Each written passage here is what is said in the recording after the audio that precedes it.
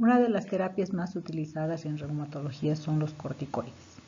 En este capítulo vamos a encontrar sus características, sus aplicaciones, sus efectos beneficiosos y sus efectos colaterales, así como sus contraindicaciones.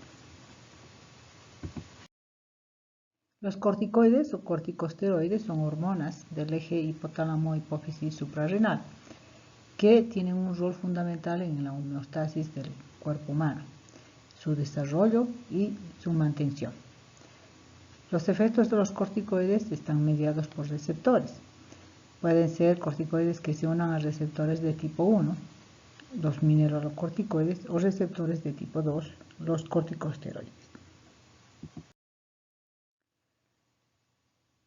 El cortisol es el glucocorticoide endógeno que se sintetiza en la corteza de la glándula suprarrenal, que es la que va a proporcionar de la hormona que llevará a cabo las principales funciones del organismo. Su síntesis obviamente es inducida por otra hormona, la ACTH, que sale de la hipófisis, siguiendo un ritmo circadiano que hace que los niveles de cortisol sean mayores en la mañana y menores en la tarde. Los niveles de cortisol se ven afectados por los niveles de estrés. El estrés es generador de toda una serie de señales que llegan al hipotálamo y estimulan a la hormona CRH, que a su vez estimulará la hipófisis. La hipófisis, mediante la ACTH, estimulará la glándula suprarrenal y esta producirá el cortisol endógeno, que dará una señal de retroalimentación a las dos glándulas primarias. El cortisol regula la expresión de genes implicados en el metabolismo de hidratos de carbono, lípidos y proteínas. Interviene en la homeostasis del agua y de los electrolitos. Interviene en el metabolismo de la glucosa y del sistema inmunitario. Como inmunomoduladores, regulan pues la respuesta inmunitaria, inhibiendo la proliferación de los linfocitos T y modificando de esta manera la expresión de diferentes interleuquinas. Como resultado, tenemos una inmunosupresión a corto y a largo plazo. Las citoquinas tienen efectos sobre el hipotálamo y el hipotálamo hará su estímulo sobre la hipófisis. La toma de corticoides sintéticos realizados en el laboratorio produce una supresión del eje hipotálamo-hipófisis suprarrenal debido a que inhibe la producción de cortisol endógeno. De esa manera puede actuar sobre el sistema inmunitario y regular la producción de citoquina. ¿Cómo actúan los corticoides? Pues los corticoides atraviesan la membrana celular y se unen a sus receptores que se encuentran dentro del citoplasma. Junto con la hormona receptora, los corticoides pueden atravesar el núcleo y en el núcleo pueden intervenir sobre las cadenas de DNA. Los receptores normalmente se encuentran inactivos en el citoplasma. Cuando se unen con los corticoides, se activan y recién traslocan el núcleo. Dos tipos de corticoides. Los glucocorticoides son moléculas que actúan preferentemente sobre los carbohidratos y modulando los mecanismos de inflamación, como lo hace el cortisol endógeno. Y los mineralocorticoides, que son moléculas que actúan preferentemente en la homeostasis del sodio y del potasio, como lo hace la aldosterona. Los receptores para los corticoides son de dos tipos. Tenemos los receptores de tipo 1, que reciben con igual afinidad a los mineralocorticoides y los glucocorticoides. Se suelen encontrar en las células del riñón, del colon, del corazón, al sistema nervioso central, a nivel del hipocampo, al tejido adiposo, las glándulas sudoríparas y también en los epitelios. Los receptores de tipo 2, en cambio, tienen una afinidad exclusiva por los glucocorticoides y están distribuidos por casi todas las células del organismo. Tenemos dos listas de mineralocorticoides y glucocorticoides. Entre los mineralocorticoides, que son los afines a la aldosterona, tenemos a la desoxicorticosterona, corticosterona, 9-A-fluorocortisol, el mismo cortisol que tiene una actividad mineralocorticoide mínima, y la cortisona, que está en igual condición. Entre los glucocorticoides tenemos el cortisol, que es muy potente y es responsable de casi el 95% de la actividad glucocorticoide. La corticosterona, que proporciona, dijéramos, casi el resto de la actividad glucocorticosteroide total, y la cortisona, que es casi tan potente como el cortisol. Glucocorticoides sintéticos como la prednisona son 4 veces más potentes que el cortisol, o la metilprednisona, que es 5 veces más potente que el cortisol. La dexametasona sintética es 30 veces más potente que el cortisol. Los glucocorticoides sintéticos son mucho más efectivos que los corticoides endógenos. Van a diferenciarse entre sí según su potencia antiinflamatoria y su acción mineralocorticoide, que marcará también la vía de administración y los efectos secundarios. La mayoría de ellos se absorbe bien por vía oral, salvo la metilprednisolona, que suele darse por vía parenteral porque es por donde mejor se puede obtener sus beneficios, y la budesonida, que se da por vía tópica. Tiene metabolismo preferentemente hepático, por lo que cuando estamos frente a un paciente con insuficiencia hepática debe darse con precaución o a lo mejor desaconsejarse, y no precisa ajuste de dosis en caso de insuficiencia renal. En esta diapositiva podemos ver que los corticoides pueden administrarse por 3 vías: la vía sistémica, la vía tópica y también en forma de aerosol. Por vía sistémica se administran hidrocortisona, betametasona, dexametasona, prednisona, prednisolona, metilprednisolona y deflazacort. Por vía tópica también se pueden administrar la betametasona, la hidrocortisona, pero también el clobetasol, la fluocortolona, la mometasona, diflucortolona, fluocinolona y la flumetasona. Por vía aerosol se ha visto la acción excelente de la fluticasona, el budesonide y la biclometasona. El cortisol y los glucocorticoides sintéticos modifican la respuesta inmunitaria y lo hacen a través de 2 vías intracelulares. La vía genómica, que es cuando el glucocorticoide afecta al DNA, mediante receptores citosólicos modifica la expresión de las proteínas que están implicadas en el proceso inflamatorio. Este efecto se consigue con dosis bajas de corticoides y por un tiempo de exposición prolongado. La vía no genómica es una acción directa sobre las proteínas de la membrana y el mismo citoplasma de las células sin intervenir con la expresión de los genes en el núcleo. Se logra una inmunosupresión inmediata y se consigue cuando se administran dosis altas de corticoides y en cortos espacios de tiempo, cuando se hacen, por ejemplo, los bolos de metilprednisolona en algunas situaciones muy especiales. Los corticosteroides tienen un efecto excelente frente a los estímulos inflamatorios y por eso disminuyen la inflamación.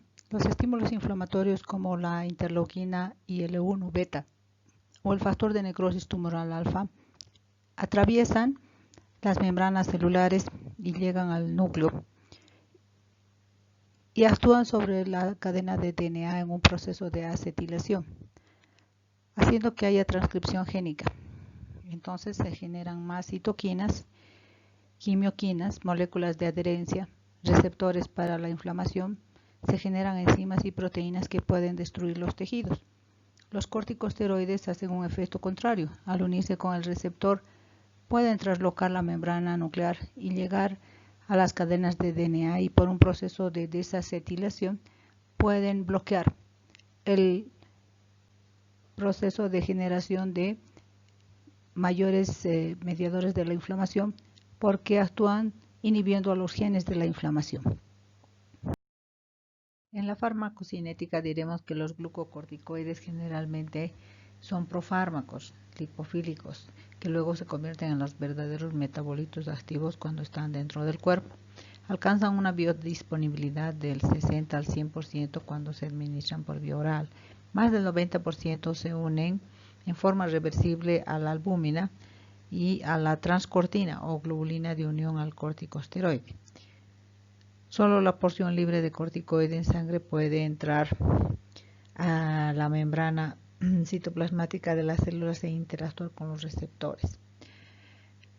Se metaboliza por conjugación en el hígado, donde se transforma en metabolitos inactivos para posteriormente ser excretados por el riñón. Las indicaciones de los glucocorticoides son varias, comenzando de la insuficiencia suprarrenal aguda y crónica, las enfermedades reumáticas autoinmunes de tipo inflamatorio, el síndrome nefrótico o nefritis autoinmune, el rechazo a los trasplantes, el asma bronquial y otras enfermedades pulmonares, reacciones alérgicas en general, en coadyuvancia con el tratamiento de algunos cánceres como leucemias y linfomas, en patologías del sistema nervioso como la esclerosis múltiple o lesiones de la médula espinal o edema cerebral, enfermedades hepáticas y gastrointestinales como la cirrosis no alcohólica en mujeres, necrosis hepática subaguda o colitis ulcerativa. Algunos se utilizan en la gota cuando el dolor es muy intenso o en enfermedades como la sarcoidosis. En reumatología, los glucocorticoides están indicados en las enfermedades autoinmunes. Son de primera elección por su potencia antiinflamatoria. Han sido ampliamente utilizados y son muy conocidos. Su uso principal se ejerce en las fases de inducción, que suele ser a mayor dosis, y luego en la fase de mantenimiento de estas enfermedades. Los pacientes con enfermedades autoinmunes reciben a lo largo de su vida una dosis acumulada de glucocorticoides que supone un aumento en el riesgo cardiovascular y de las complicaciones asociadas. Los corticoides tienen un efecto sobre la inflamación y además un efecto inmunomodulador frente a las enfermedades reumáticas autoinmunes cuando se los administra a dosis bajas y por largo tiempo. Por eso están indicadas en la artritis reumatoide, la artritis idiopática juvenil, el lupus, etc. Igualmente, a dosis bajas han demostrado actuar como drogas modificadoras de la enfermedad y se ha encontrado un menor deterioro articular y la aparición más tardía de erosiones articulares en los pacientes que toman corticoides a bajas dosis. Su uso a dosis moderadas y altas se suele utilizar en el compromiso sistémico, que vendría a ser la afección renal o hepática del sistema nervioso, etc., en el contexto de una enfermedad reumática.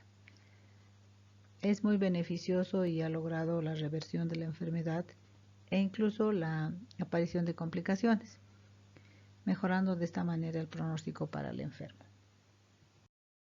En esta tabla podemos ver los glucocorticoides de acuerdo a su tipo de acción y también de acuerdo a la potencia glucocorticoide y mineralocorticoide, la dosis equivalente y la vida media.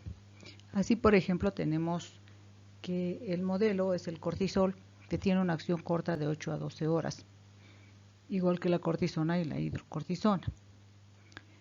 Su potencia glucocorticoide es de 0.8 y de mineralocorticoide también, y la dosis que se ha tomado como estándar es de 25 miligramos, la vida media de 80 a 120. Si comparamos con la prednisona, que es uno de los glucocorticoides más utilizados, se conoce que la potencia glucocorticoide de la prednisona es mucho mayor que la de mineralocorticoide. La dosis es de 5 miligramos, es decir, que 5 miligramos de prednisona equivalen a 25 miligramos de cortisol. La prednisona sería 5 veces más potente que el cortisol en este caso y dura en sangre de 130 a 300 minutos de vida media. Asimismo, si tomamos como comparación a la dexametasona, que es un corticoide de acción prolongada que dura 12 a 36 horas, decimos que su potencia glucocorticoide es de 25 y la potencia mineralocorticoide es menor a 0.01. La dosis equivalente es 0.6, lo cual indica que es muchísimo más potente que el cortisol. La vida media es de 150 a 270 minutos.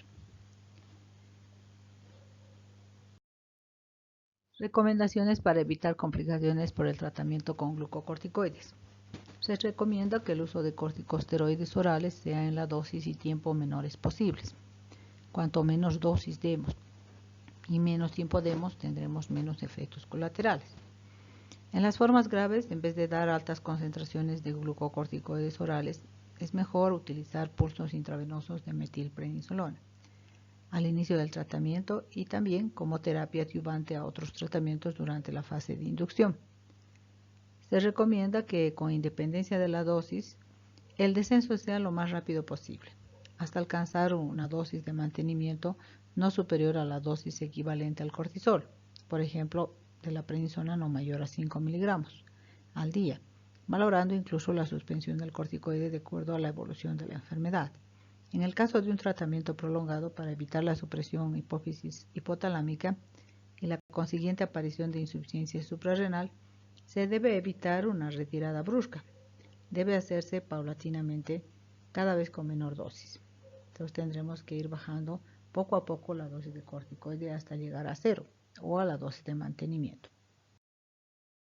Los efectos colaterales son muchos, desde el aumento de la gluconeogénesis y la resistencia a la insulina, que puede llevar a la diabetes mellitus, aumento del catabolismo proteico, generando emaciación, osteoporosis y adelgazamiento de la piel, aumento y redistribución de la grasa corporal, produce la típica obesidad de predominio central con facies de luna llena, joroba de búfalo y las extremidades delgadas, involución del tejido linfático, disminuyendo la respuesta inflamatoria. De esta manera disminuye la inmunidad celular y humoral y produce una mayor susceptibilidad a las infecciones. Aumento de la secreción de ácido gástrico, predisponiendo a úlceras gastroduodenales, retención de sodio y redistribución de fluidos corporales, generando edema e hipertensión arterial. Y finalmente actúa sobre la función gonadal. Los glucocorticoides afectan la secreción de las gonadotrofinas. En los varones disminuye la concentración de testosterona. En las mujeres suprime la respuesta de LH a la hormona liberadora de gonadotrofinas, lo que produce supresión de la secreción de estrógenos y progestinas, anovulación y amenorrea. También produce retardo de crecimiento en los niños, por mecanismos sobre la hormona del crecimiento que no son bien conocidos. En estas figuras se puede ver algunos efectos colaterales de acuerdo a las dosis de prednisona. En naranja se ve a los individuos no expuestos, en azul los que recibieron menos de 5 miligramos, en rosa de 5 a 7.5 miligramos y en celeste más de 7.5 miligramos. Y se ven las complicaciones como facies cushingoide, equimosis, trastornos de sueño, glaucoma, disforia e hipertensión arterial. Entonces podemos ver que en todos ellos básicamente se presenta la mayor complicación cuando el paciente recibe más de 7.5 miligramos. El efecto colateral prácticamente está directamente proporcionado con la dosis del corticoide que recibe, exceptuando por la hipertensión arterial y la disforia, donde podríamos decir que probablemente los no expuestos por algún otro motivo puedan superar a aquellos que recibieron menos de 5 miligramos, pero no superan a aquellos que recibieron más de 7.5 miligramos. Con eso se está mostrando que efectivamente la dosis del glucocorticoide tiene mucho que ver con los efectos colaterales. En la imagen se puede ver los efectos colaterales que se han nombrado y otros más.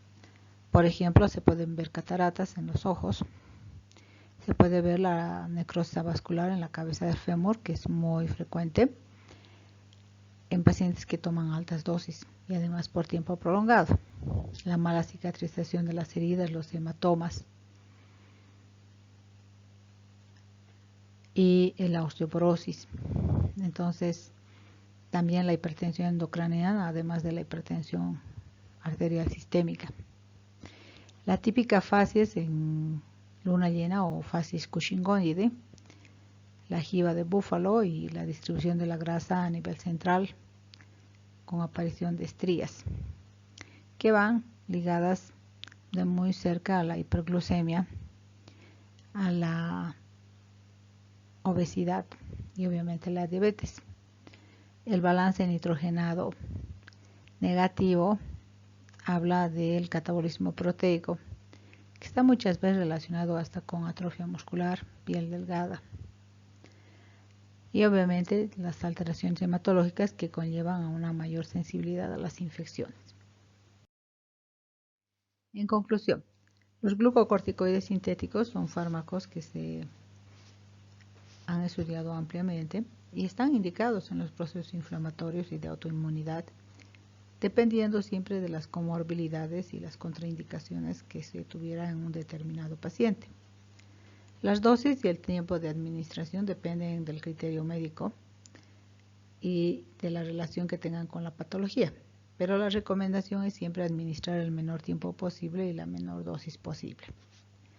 Sus efectos colaterales están en relación a la dosis y al tiempo de administración, por lo que se debe hacer una estrecha vigilancia de estos efectos colaterales. Siempre debemos buscar los efectos colaterales en sus manifestaciones iniciales y no cuando ya hay una grave manifestación. Gracias por su atención.